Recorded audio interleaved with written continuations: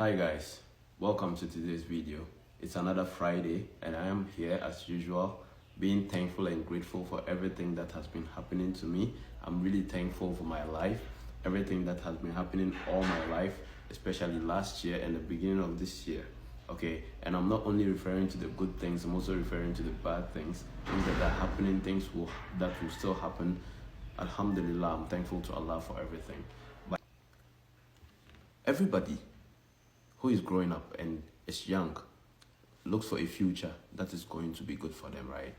But we all enroll in schools and we are told go to school, when you are done there and get a job. But truly, looking at the way the governments run countries, there's no way a 5 to 9 job is going to help you. So what do? You become innovative. An innovator is a business owner. A business owner is somebody on the way to success. So we are going to talk about something very important today. How to start a business. The best way to become successful these days is if you can figure out a significantly existing problem. Okay, the problem has to be significant and it has to be existent. If you can figure out a problem, then you can come up with a solution. And the solution becomes your business because that's what you are selling to your target audience. Okay. So every problem or a problem can actually be referred to the gap between a current situation which is not needed and a desired outcome. That is a problem. And a solution is the bridge between the two. The bridge between the two. So whatever you are trying to use to bridge that gap becomes your solution. All right. So let's jump into it.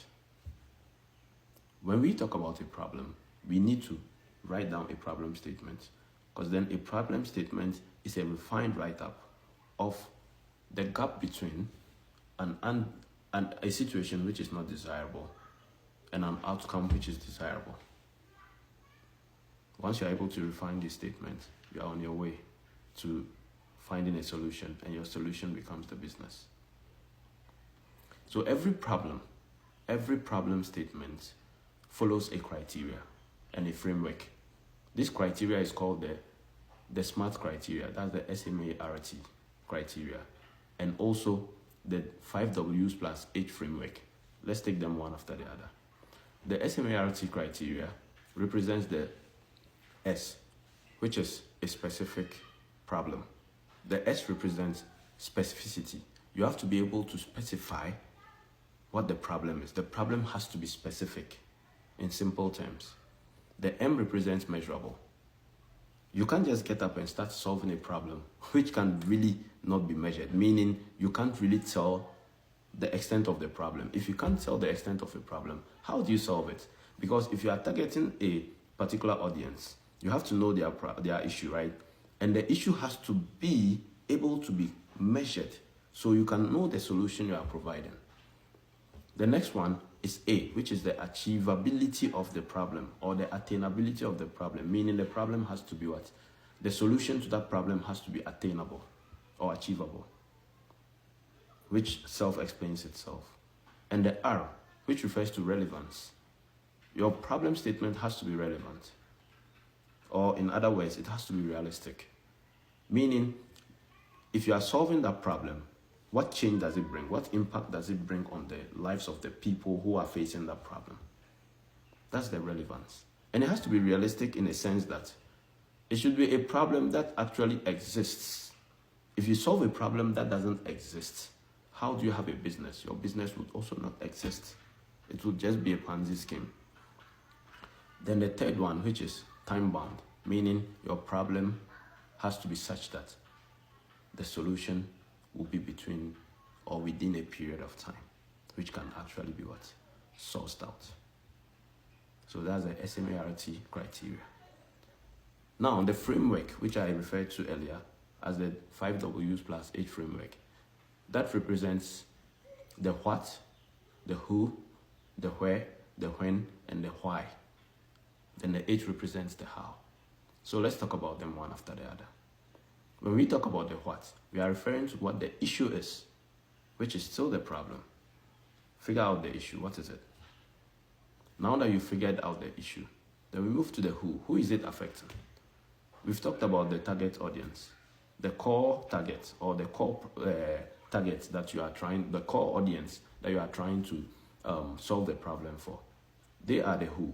But also the who could involve who is involved in causing the problem, who is involved in alleviating the problem, who is involved in exacerbating the problem.